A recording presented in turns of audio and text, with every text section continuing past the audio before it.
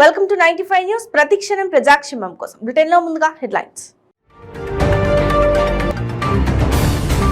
తెలంగాణలో గ్రూప్ 2 పరీక్ష వాయిదా, సీఎం కేసీఆర్ జోక్యంతో టీఎస్పీఎస్సీ నిర్ణయం.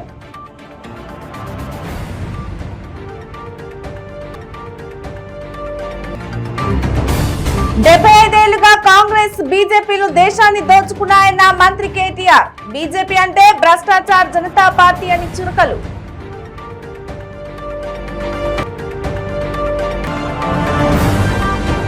తెలంగాణకు బీఆర్ఎస్ ఎంతో అన్యాయం చేసిందన్న టీపీసీసీ చీఫ్ రేవంత్ రెడ్డి. తెలంగాణ నష్టపోవడంలో కేసీఆర్ మొదటి ముద్దాయని వ్యాఖ్య.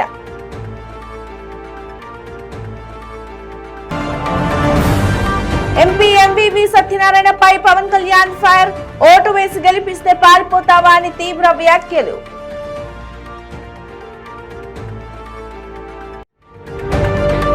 డీటెయిల్స్ చూద్దాం. తెలంగాణలో ఈ నెల 29-30 తేదీలో జరగాల్సిన గ్రూప్ 2 పరీక్ష వాయిదా పడింది. ఈ పరీక్షను నవంబర్ లో నిర్వహించనున్నారు. గ్రూప్ 2 పరీక్షను 3 నెలలు వాయిదా వేయాలంటూ అభ్యర్థులు టీఎస్పీఎస్సీ కార్యాలయాన్ని ముట్టడించిన సంగతి తెలిసిందే. ఈ సందర్భంగా ఉద్రిక్తతలు నెలకొన్నాయి. ఈ నేపథ్యంలో సీఎం కేసీఆర్ సిఎస్ శాంతి కుమార్ తో చర్చించారు. గ్రూప్ 2 పరీక్ష నిర్వహణపై టీఎస్పీఎస్సీతో చర్చించాలని సూచించారు. మున్ముందు విడుదల చేసే నోటిఫికేషన్ల విషయంలో జాగ్రత్తలు తీసుకోవాలని కేసీఆర్ స్పష్టం చేశారు. అనంతరం సిఎస్ శాంతి కుమారి టీఎస్పీఎస్సీ చైర్మన్ సెక్రటరీతో సమావేశమై సీఎం కేసీఆర్ సూచించిన మేరకు చర్చలు జరిపారు. ఆపై గ్రూప్ 2 పరీక్షను వాయిదా వేస్తున్నట్లు ప్రకటించారు. ఇటీవల వరుసగా పోటీ పరీక్ష నిర్వహిస్తుండటంతో తాము ఏ పరీక్షకు కూడా సరిగ్గా సన్నద్ధం కాలేకపోతున్నామని తెలంగాణ నిరుద్యోగుల వాదన. ఈ కారణంగానే వారు గ్రూప్ 2 పరీక్షను వాయిదా వేయాలని డిమాండ్ చేస్తున్నారు. గురుకుల ఉపాధ్యాయ పరీక్షలు ఈ నెల 21 వరకు జరగనుండగా జూనియర్ లెక్చరర్ నియామక పరీక్షలు వచ్చే నెల 12 నుంచి అక్టోబర్ 3 వరకు నిర్వహించనున్నారు. ముందు నిర్ణయించిన షెడ్యూల్ ప్రకారం ఈ నెలాఖరున గ్రూప్ 2 పరీక్షలు నిర్వహించాల్సి ఉంది. అయితే సీఎం కేసీఆర్ జోక్యంతో పరీక్షలు వాయిదా వేశారు.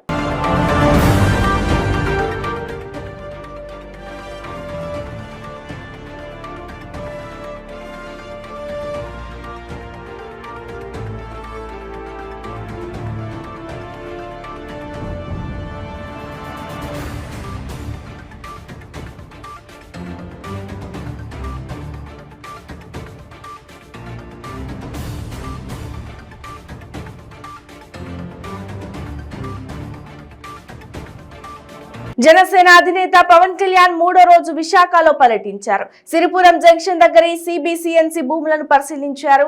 ఈ భూములను ఎంపీ ఎంవీవీ సత్యనారాయణ ఆక్రమించారని ఆరోపించారు. ఇక్కడ 4 ఎకరాల భూమిని అధికార పార్టీ కబ్జా చేసిందని ఆయన ధ్వజమెత్తారు. భూములను పరిశీలించిన అనంతరం పవన్ కళ్యాణ్ మాట్లాడుతూ అధికార పార్టీ నేతలు దేవాలయాలు, మసీదులు, చర్చి స్థలాలన్నింటినీ కబ్జా చేస్తున్నారన్నారు. కబ్జాలకు పాల్పడితే జనసేన అడ్డుకుంటుందన్నారు. విశాఖ చాలా ప్రశాంతమైన నగరమని, అలాంటి నగరాన్ని వైసీపీ నేతలు చెడగొడుతున్నారని విమర్శించారు. తెలంగాణలో ఇలా దోపిడీ చేస్తేనే తరిమేశారని, ఇప్పుడు ఉత్తరాంధ్రను దోచుకుంటున్నారని మండిపడ్డారు. ఇలా దోచుకుంటూ వెళ్తే ఉత్తరాంధ్ర డంపింగ్ యార్డ్ గా మారుతుందని, కాబట్టి ఉత్తరాంధ్ర ప్రజలు, విద్యార్థులు దీనిపై దృష్టి సారించాలన్నారు. తెలంగాణ కోసం ఉస్మానియా, కాకతీయ యూనివర్సిటీ విద్యార్థులు ఎలా పోరాటం చేశారో అలాగే ఉత్తరాంధ్ర ఏయూ యూనివర్సిటీ విద్యార్థులు వైసీపీ నేతల దోపిడీపై గలమెత్తాలని పవన్ సూచించారు. లాభం జరుగుతుంది అని ఆలోచించడం జరిగింది. ఆలోచించిన క్రమంలో అనుకోకుండా మీ శేఖర్ రెడ్డి గారు కూడా అదే రోజు సమావేశానికి వచ్చినప్పుడు శేఖర్ రెడ్డి పట్టుబట్టిండు.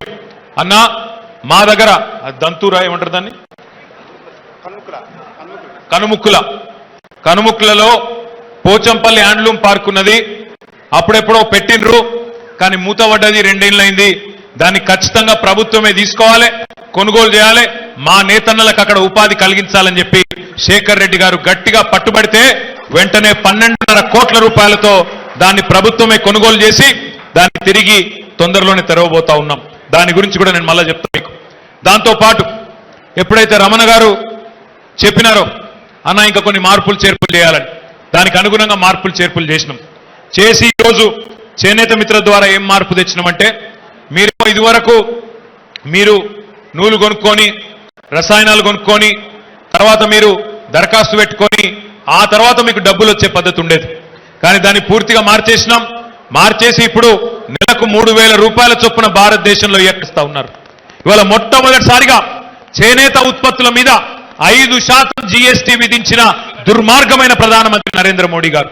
ఆయనకు తప్పకుండా మనం మునుగోడు ఎన్నికల సందర్భంగా కూడా వేల సంఖ్యలో ఉత్తరాలు రాసినాం. ఇది విరమించుకోండి, మీ నిర్ణయం తప్పు, ఇప్పటికే కున్నారెళ్ళిపోతున్నది ఈ వృత్తి, అంతరించిపోతున్నది ఈ కళ, కాపాడుకుందాం మోడీ గారు, మంచిది కాదు అని ముఖ్యమంత్రి గారు స్వయంగా మునుగోడు వేదికగా, చండూరు వేదికగా ప్రధానమంత్రికి అభ్యర్థించింది. కానీ ఆయన పట్టించుకుంటలేడు. తప్పకుండా నేను మిమ్మల్ని అందరినీ అందుకే కోరుతా ఉన్నా, ఇక్కడ రాష్ట్రంలో ఎట్లాగో మనమే గెలుస్తాం, అందులో అనుమానం లేదు. మళ్ళీ తప్పకుండా కేసీఆర్ గారు మూడవసారి ముచ్చటగా మీ అందరి ఆశీర్వాదంతో ముఖ్యమంత్రి అవుతారు, నాకు అనుమానం లేదు. కానీ మనం ఇంకా ముఖ్యమైందంటే ఈ జీఎస్టీ మీద 5% పోవాలంటే ఈ మోడీ ఉన్నంత కాలం పోదు. సబ్సిడీ నూలు మీద, రసాయనాల మీద ఇచ్చిన, నేతన్నకు చేయూత పేరిట మీరు ₹1 మీరేసుకుంటే ₹2 ప్రభుత్వం వేసి మీకోసం పొదుపు పథకం తెచ్చిన, లేదా రైతు బీమా తరహాలో మొట్టమొదటిసారి భారతదేశంలో నేతన్నకు బీమా తెచ్చినా అది కేవలం కేసీఆర్ గారికి మాత్రమే సాధ్యమైంది అనే మాట ఈ సందర్భంగా మీకు విజ్ఞప్తి చేస్తా ఉన్నా.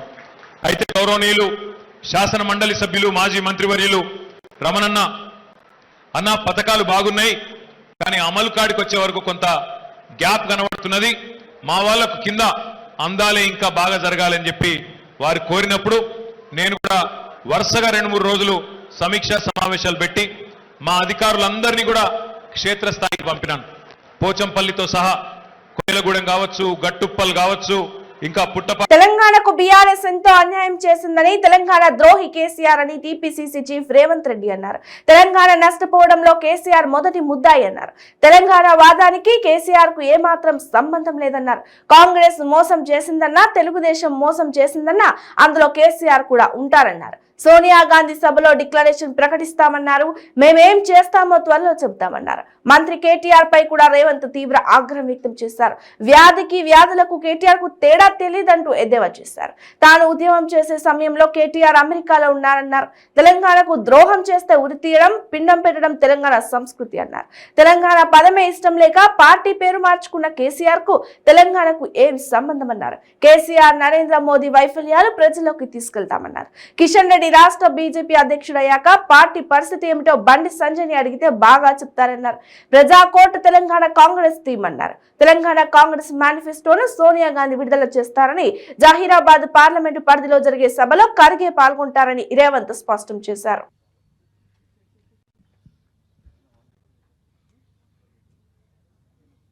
ఈరోజు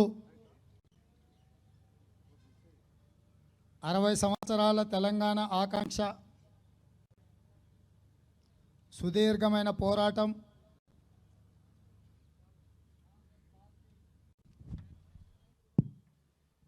కాంగ్రెస్ పార్టీ శ్రీమతి సోనియా గాంధీ గారు విద్యార్థి ఉద్యమకారుల ఆత్మ బలిదానాలను గౌరవించి తెలంగాణ సమాజంలో శాంతి ఏర్పడాలి, తెలంగాణ సమాజంలో అట్టడుగు వర్గాలకు అభివృద్ధి ఫలాలు అందించాలి అని చెప్పి శ్రీమతి సోనియా గాంధీ గారు కాంగ్రెస్ పార్టీ తెలంగాణ రాష్ట్రం ఇవ్వడం జరిగింది. తెలంగాణ రాష్ట్ర ఏర్పాటు ఆంధ్రప్రదేశ్లో కాంగ్రెస్ పార్టీ చనిపోయి కేంద్రంలో అధికారం కోల్పోయి తెలంగాణలో ఒడిదుడుకులు ఎదుర్కొన్న రాజకీయ ప్రయోజనానికంటే ప్రజా ప్రయోజనం 4 కోట్ల తెలంగాణ బిడ్డల యొక్క ప్రయోజనాన్ని దృష్టిలో పెట్టుకొని కాంగ్రెస్ పార్టీ తెలంగాణ ప్రత్యేక రాష్ట్రాన్ని ఏర్పాటు చేయడం జరిగింది. ఈ నేపథ్యంలో ఏర్పడ్డ తెలంగాణ రాష్ట్రానికి ఇక మజ్లీస్ భుజంపై తుపాకీ పెట్టి తమ పార్టీని కాల్చేందుకు బీజేపీ కుట్ర చేస్తుండగా, బీజేపీ భుజంపై తుపాకీ పెట్టి కాంగ్రెస్ తమను కాల్చేందుకు కుతంత్రం చేస్తోందని తెలంగాణ ఐటీ శాఖ మంత్రి కేటీఆర్ అన్నారు. ఈ మేరకు ఆయన ట్వీట్ చేశారు. బీఆర్ఎస్ ను ఎదుర్కొనే ధైర్యం బీజేపీ కాంగ్రెస్ లకు లేదన్నారు. కాంగ్రెస్ వెన్నుపోటు వారసుని నమ్ముకొని వెన్నెముక లేని పార్టీగా మిగిలిందన్నారు. గత 75 ఏళ్లుగా కాంగ్రెస్, బీజేపీలు దేశాన్ని దోచుకున్నాయన్నారు. ఏఐసిసి అంటే అఖిల భారత కరప్షన్ పార్టీ అని, బీజేపీ అంటే భ్రష్టాచార జనతా పార్టీ అని చురకలంటించారు కేటీఆర్. కానీ బీఆర్ఎస్ అంటే భారత రాష్ట్ర సమితి అన్నారు. అసమర్థ పాలనకు, అవినీతి ప్రభుత్వాలకు BJP, Congress care of address అన్నారు. ఆ పార్టీల దశాబ్దాల వైఫల్యమే రాష్ట్రానికి, దేశానికి శాపంగా మారాయన్నారు. గత కొద్ది రోజులుగా చాలా దేశం అంతా కదిలించిన సంఘటన ఇది. వైసీపీకి చెందిన ఎంపీ కుటుంబాన్ని కొడుకుని, ఆయన సతీమణిని, ఆయన ఆడిటర్ని ఇక్కడ కొంతమంది రౌడీ షీటర్లు బంధించి వాళ్ళ ఇంట్లోకి వెళ్ళి వాళ్ళ ఇంట్లోనే బంధించి నానా రకాల చెప్పుకోలేని పనులన్నీ చేసి దానికి కారణం వెనుకున్న స్థలం ఇది విఐపి రోడ్లోని సిరిపురం జంక్షన్లోని ఈ స్థలం ఇది మా దృష్టికి ఎలా వచ్చింది అంటే రాష్ట్ర క్రిస్టియన్ పోరాట సమితి వాళ్ళు మా స్థలం చర్చి స్థలం అన్యక్రాంతం అయింది, 18,000 పైచిలుకు స్థలం, 18,000 గజాల పైచిలుకు స్థలం అన్యక్రాంతం అయింది. అలాగే 3,000 పైచిలుకు సోషల్ వెల్ఫేర్ హాస్టల్ స్థలాన్ని కబ్జా కాకుండా ఈ దుర్మార్గులు దాన్ని దోపిడీ చేయకుండా ఆపింది జనసేన పార్టీ నుంచి మన కార్పొరేటర్స్, మన యాదవ్ గారు వీళ్ళందరూ, మూర్తి యాదవ్ గారు వీళ్ళందరూ ముందుకొచ్చి దీన్ని కాపాడారు. ఈ రోజున సాంఘిక సంక్షేమ హాస్టల్ చెందిన 3,000 పైచిలుకు గజాలను ఈ రోజున కాపాడుకోగలిగాం. వెంటనే కలెక్టర్ గారు స్పందించి 15 లక్షల పైచిలుకు డబ్బులు దీనికి వెంటనే శాంక్షన్ చేసి ఈ రోజున కాపాడుకోగలిగాం. ఇప్పుడు 18,000 పైచిలుకు గజాలను మటుకు క్రిస్టియన్ చర్చికి సంబంధించిన స్థలాన్ని వైసీపీ నాయకులు ఈ రోజున అన్యాక్రాంతంగా దోపిడీ చేస్తా ఉన్నారు. దీన్ని సుప్రీంకోర్టులో ఉంది, హైకోర్ట్స్లో ఉన్నాయి, అన్ని కోర్టులు కూడా చెప్పింది ఈ స్థలం మీద స్టేటస్ కో మెయింటైన్ చేయాలి, దీనిని కబ్జా చేయకూడదు, దీనిని అమ్మకూడదని చెప్పినా కానీ అన్నిటినీ దాటి ఫాల్స్ జీవోలని క్రియేట్. ఇక తొందరగా వెళ్లాలనే ఆత్రం వల్ల థ్రిల్ కోసమో మితిమీరిన వేగంతో వెళ్తే ప్రమాదం తప్పదని తెలంగాణ రాష్ట్ర రోడ్డు రవాణా సంస్థ ఎండీ వీసీ సజ్జనార్ హెచ్చరించారు. అతివేగం వల్ల ఇలాంటి ప్రమాదాలు జరుగుతాయంటూ ఓ ప్రమాద వీడియోను ట్విట్టర్ లో షేర్ చేశారు. ఈ వీడియో ప్రస్తుతం సోషల్ మీడియాలో వైరల్ గా మారింది. రోడ్డు ప్రమాదాలపై అవగాహన కోసం సజ్జనార్ ఈ వీడియోను ట్వీట్ చేశారు. తొందరగా వెళ్లాలనే ఆత్రంలో మితిమీరిన వేగంతో రహదారులపై వాహనాలతో వెళ్లకండి, వేగం అదుపులో లేకుంటే ఇలా అదుపు తప్పి ప్రమాదాలకు గురై ప్రాణాలు కోల్పోతారు, జాగ్రత్త అంటూ హెచ్చరించారు.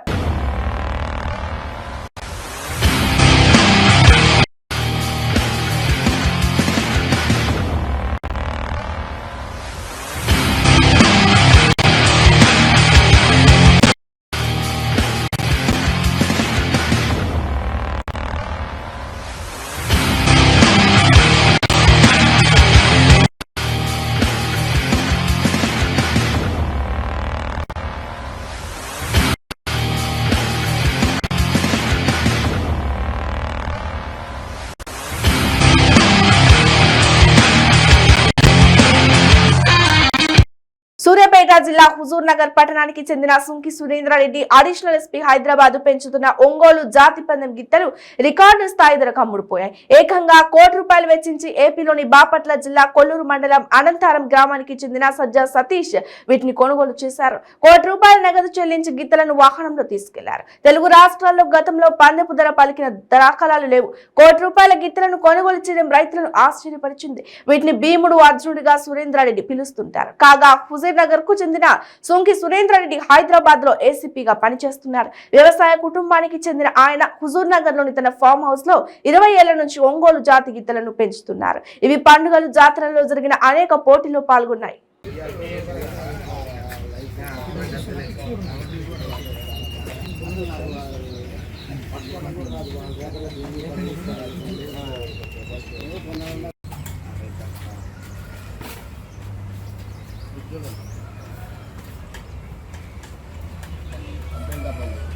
Pina.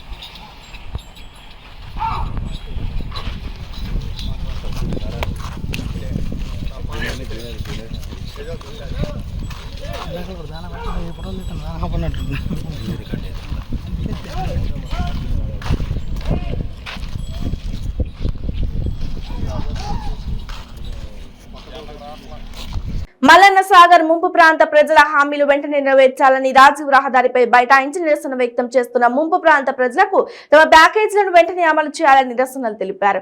ఏసీపీ రమేష్ వచ్చి వాళ్ళ సమస్యలను వెంటనే పరిష్కరిస్తామని హామీ ఇచ్చి ట్రాఫిక్ అంతరాయాలను అధిగమించొద్దని చెప్పారు. ముంపు ప్రాంత ప్రజలను ఏసీపీ ఆఫీస్ కి పిలిపించి సమస్య పరిష్కరిస్తామని మాట ఇచ్చారు. ఏసీపీ మీద నమ్మకంతో మల్లన్న సాగర్ ప్రాంత ప్రజలు ఒప్పుకున్నారు. మేము ఏడాది నుండి మేము కష్టం చేసుకొని బతుకుతున్నాము. మేము దొంగతనానికి పోలే, దోపడానికి పోలే. మాకు ఫస్ట్ చెప్పినప్పుడు నీ ఇల్లు తాళం ఇచ్చినాకనే మా ఇంటికి రా అన్నాడు.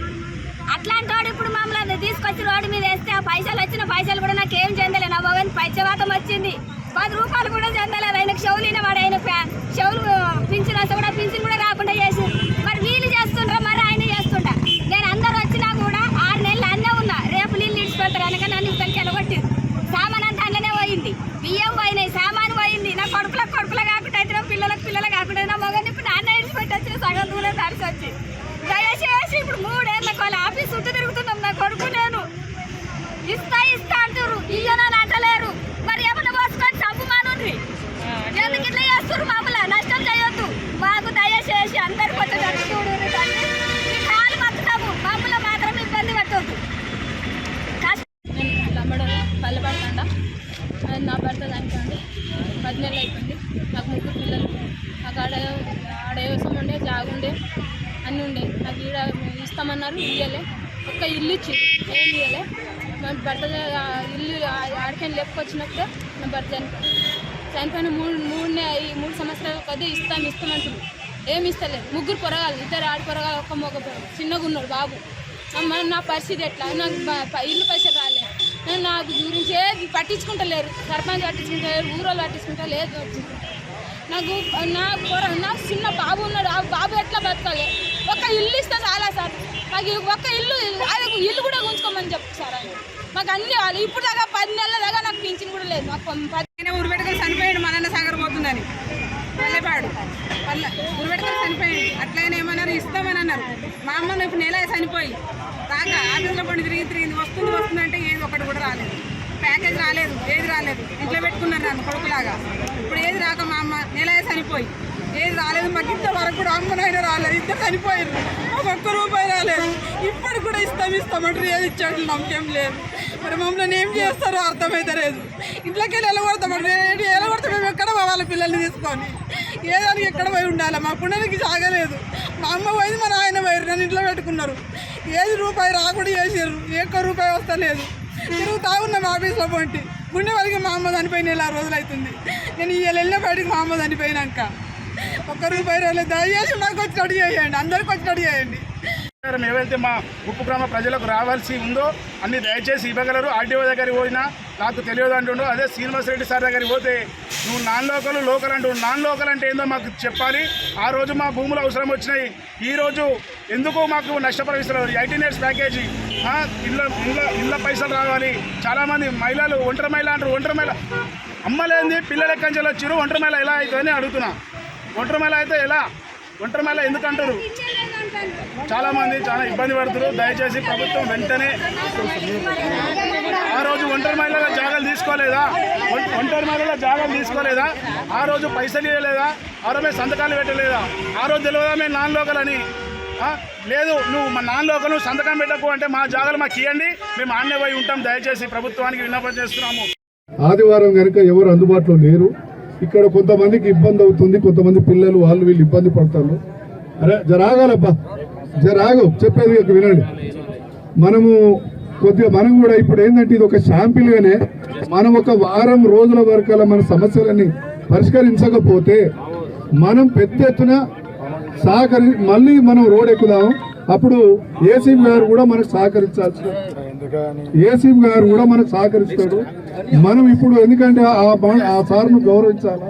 ఎందుకంటే ఇప్పుడు రెవెన్యూ వాళ్ళు కూడా వస్తుండ్రు, అధికారులు వస్తుండ్రు. మనం ఏసీపీ గారి ఆఫీసులోకి పోయి ఇంపార్టెంట్ సర్పంచులు, ఎంపీటీసీలు, ఉప సర్పంచులు, కొద్దిగా ప్రజాప్రతినిధులు అందరూ మనం అక్కడికి పోతే సంగారెడ్డి జిల్లా నారాయణఖేడ్ నియోజకవర్గంలో బీజేపీ ఆధ్వర్యంలో మేరీ మాటి మేరా దేశ బైక్ ర్యాలీ భవానీ మందిర్ నుంచి రాజీవ్ గాంధీ చౌరస్తా వరకు జాతీయ జెండాలతో ర్యాలీ తీయడం జరిగింది.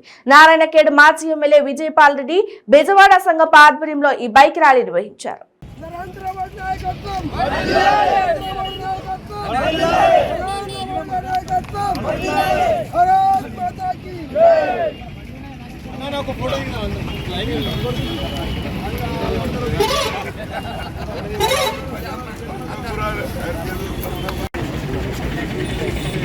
भारत माता की जय, भारत माता की जय, जय श्री राम, नरेंद्र मोदी गारी नायकत्व, नरेंद्र मोदी गारी नायकत्व, भारत माता की जय, भारत माता की जय, मातरम मातरम वंदे मातरम, मातरम मातरम वंदे मातरम.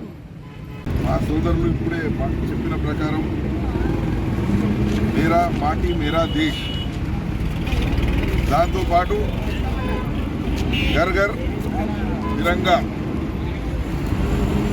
దాంతోపాటు ఈనాడు 13వ తారీఖు నాడు ఈ ఏదైతే బైక్ ర్యాలీ మనం నిర్వహించినమో జెండాల మన జాతీయ జెండాతోని ఈ 3 కార్యక్రమాల యొక్క చాలా విశేషమైన అర్థం ఉన్నది. మనమందరం ఈనాడు సమూహమైన ముఖ్య కారణం ఏమిటంటే మన దేశం 1947లో స్వాతంత్రం పొందింది. ఇందులో చాలా మంది మనం పుట్టలేదు. స్వాతంత్రం మనకు ఎట్లొచ్చిందనే అవగాహన కూడా ఈనాడు ఏదైతే మా దేశం కొరకు మా స్వాతంత్రం కొరకు త్యాగం చేసిన బలిదానం ఇచ్చిన వాళ్ళందరినీ మనం ఈనాడు గుర్తు చేసుకునే అవసరం ఉన్నది. అది మేము జీవితంలో ఎన్నడూ మర్వము. ఈనాడు పీల్చుకునే స్వేచ్ఛగా పీల్చుకునే వాయువు అది వాళ్ళ పుణ్యం అనేది ఈనాడు తెలియజేయడమే ఒక కారణము. దాంతోపాటు మిత్రులారా, ఈనాడు చాలా బాధాకరమైన సంఘటనలతో మనం గుర్తు చేసుకోవాలి. ఈనాడు చాలా బాధాకరమైన సంఘటనల తర్వాతనే మనకు స్వాతంత్రం వచ్చింది. చాలా త్యాగాలు, బలిదానాలు.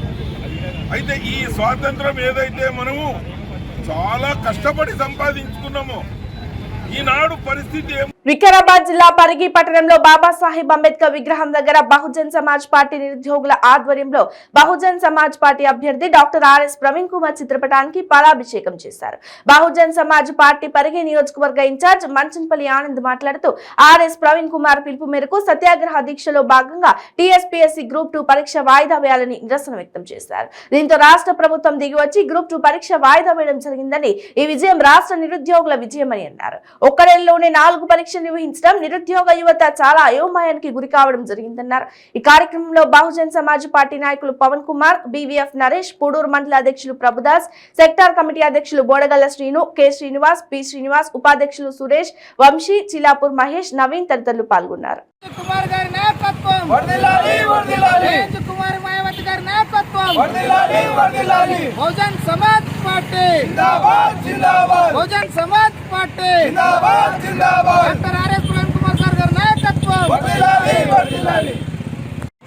ముందస్తు ఎన్నికలకు పోవడం ద్వారా ఉద్యోగాల నోటిఫికేషన్లో భాగంగా ఈ నెలలోనే 4 పరీక్షలు నిర్వహించడంతో నిరుద్యోగ యువత చాలా అయోమయానికి గురవుతూ ఉన్నారు.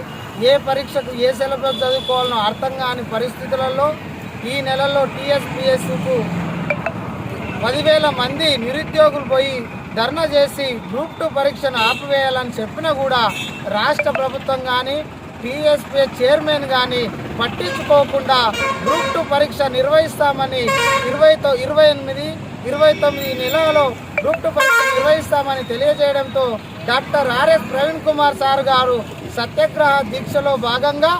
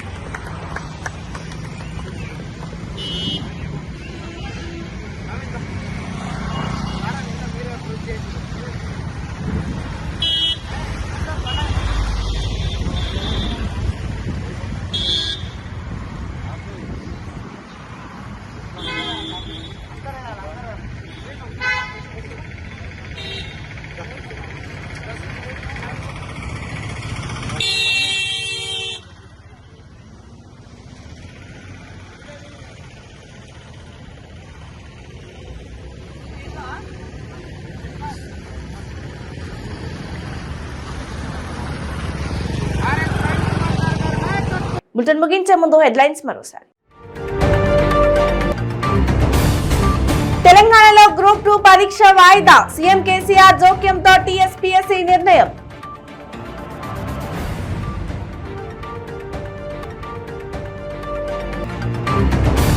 డెబ్బై 5 ఏళ్లుగా కాంగ్రెస్ బీజేపీలు దేశాన్ని దోచుకున్నాయన్న మంత్రి కేటీఆర్. బీజేపీ అంటే భ్రష్టాచార జనతా పార్టీ అని చురకలు.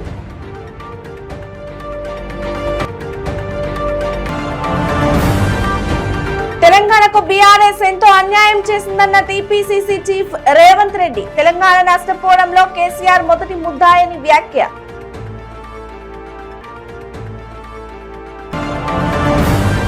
ఎంపీ ఎంవీవీ సత్యనారాయణపై పవన్ కళ్యాణ్ ఫైర్. ఓటు వేసి గెలిపిస్తే పారిపోతావా అని తీవ్ర వ్యాఖ్యలు.